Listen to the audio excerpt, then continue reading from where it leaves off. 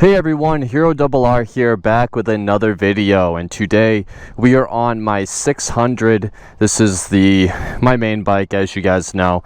I've had a few issues with this bike recently, and I'll show you in a second what it's been doing. Basically, when I let go of the bars, the front wheel shakes, and I think I might have figured out what caused it.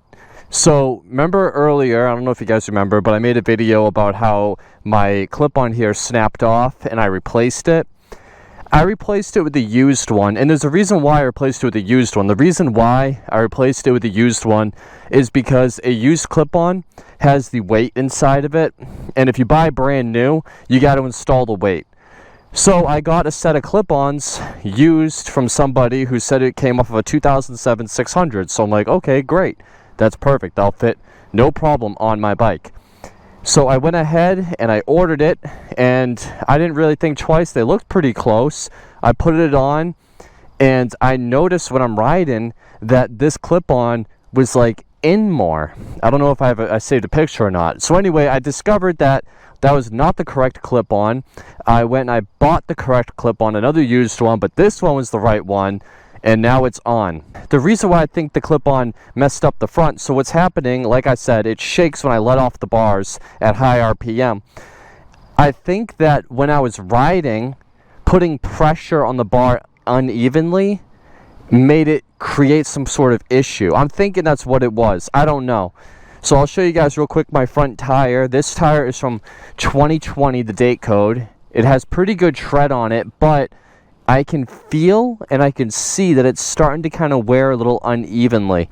And my first thought is, okay, head stem bearings or something's messed up with the front end. So I lined the front end a bunch of times. And the way I did that was I loosened the pinch bolts, loosened the axle, loosened the fender bolts, I loosened the brake caliper bolts, I loosened the triple tree up here, I loosened the top or just the bottom bolts right here on the clip-on, and then I also loosened the ones in the middle down here, and I loosened all those. I watched like a bunch of videos on how to do it. I loosened everything right, and then I bounced the front end, tightened up everything in the right sequence. Still shakes. Tried it again, still shakes. I went ahead, put it up on jack stands on the frame sliders, and I checked the head stem bearings, and I didn't feel any play, no notchiness. They felt fine. So I don't know what's wrong. The forks aren't leaking. They feel okay. The bike, if I put it, I mean, it seems fine. It's a little bouncy, but not too bad. The only other thing I've done to it is I do have this Öhlins rear shock, so maybe the rear is too stiff for the front or vice versa. I don't know.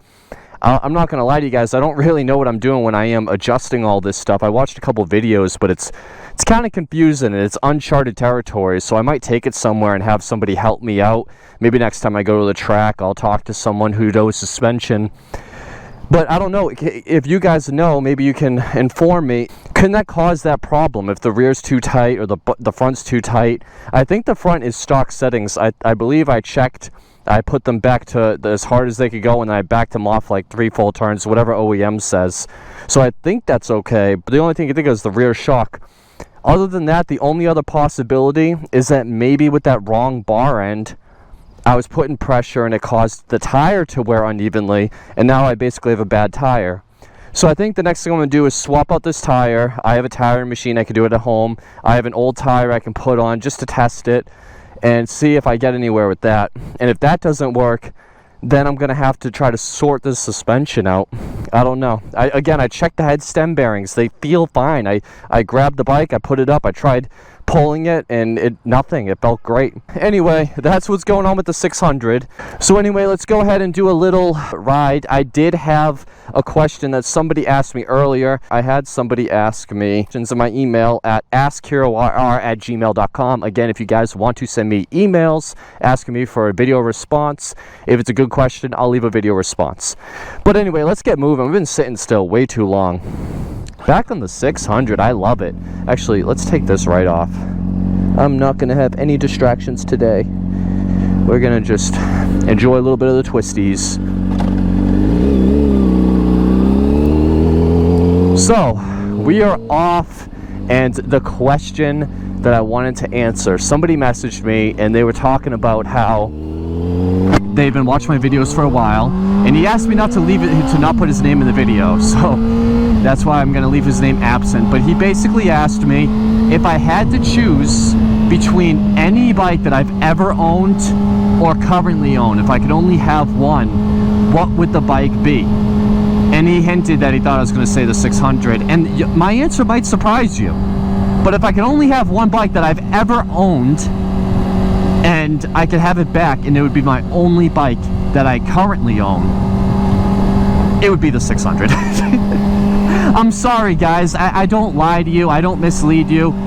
I ride a 600, I love the 600. This is the bike that everybody needs. Like, this is just such a good bike.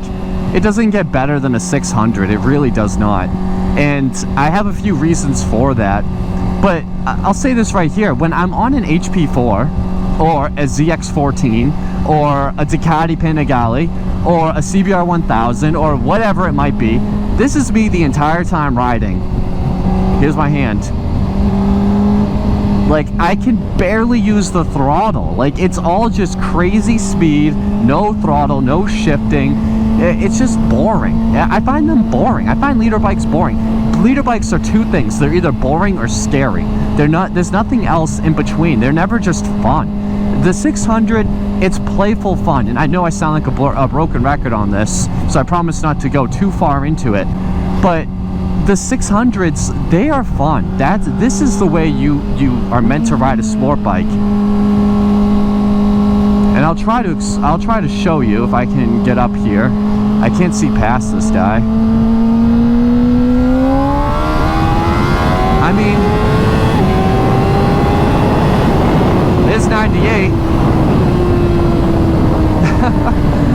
That was great. Like, these things are so fast and they get no respect. I don't know what it is. People don't really know what they're talking about when it comes to bikes. I come at you guys as somebody who owns a leader bike, a super bike, a BMW S1000RR HP4, one of the fastest bikes on the planet, and I still have this opinion that 600s are better. So anyway, I would go with the 600 just because it's the purest form of a sport bike. When I look at what's my favorite bike, it really isn't about power. Now, I do consider it because it's like, okay, let's look at all parameters. Why not look at power?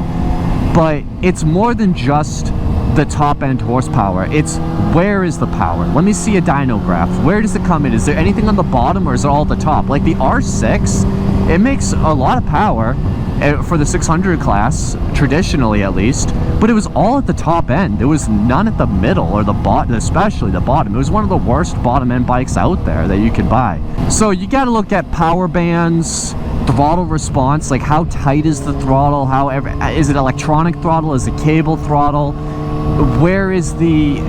how is the gearing, like the fueling, is there VTEC like my VFR, is there secondary injectors like my 600, how do those work, is it smooth, is it choppy? All of this stuff matters. It really does matter.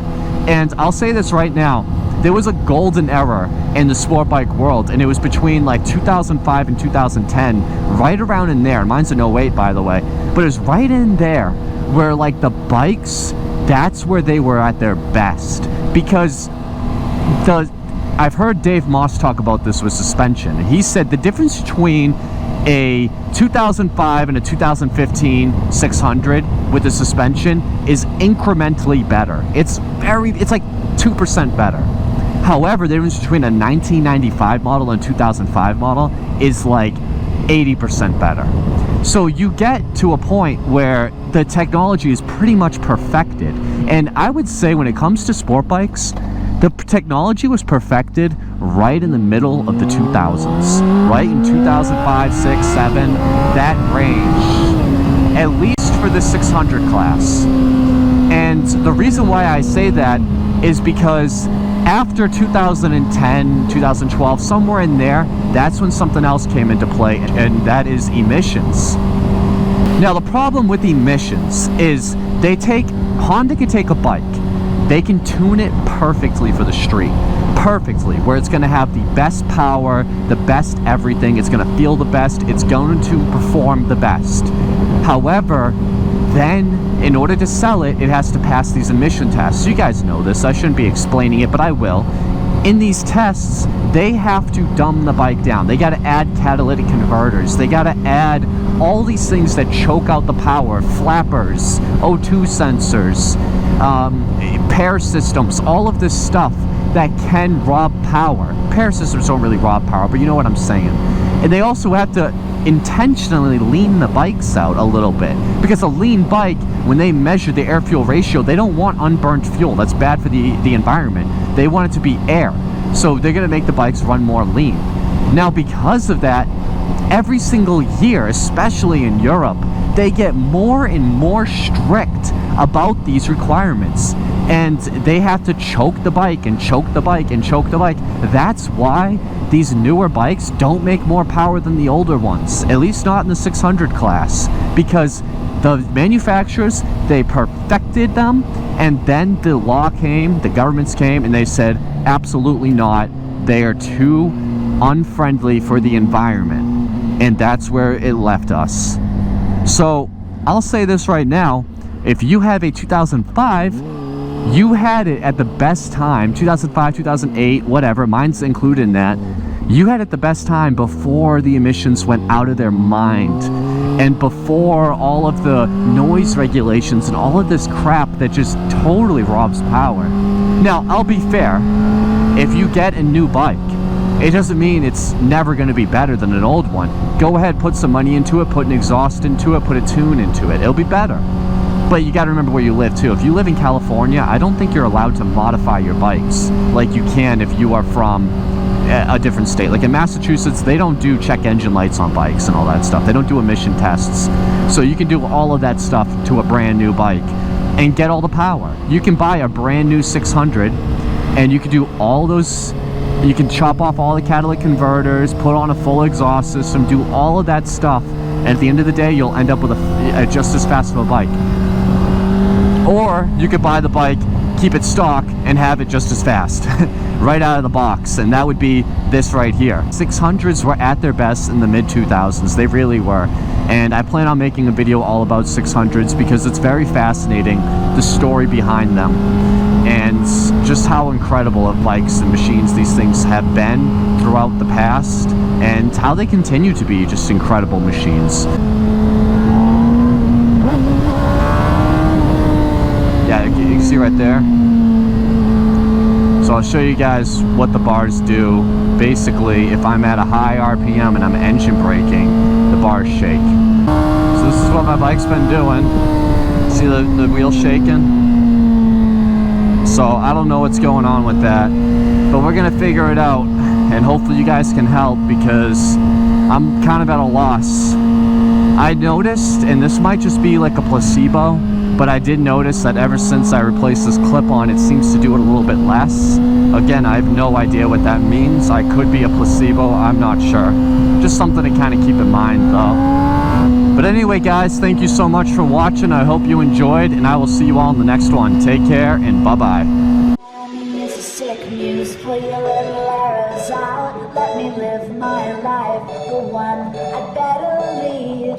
All the blondes of fantasies, and we looked at them 11 ways. You said, look at me, I looked away, and you wrote the song I wanna play. Alright.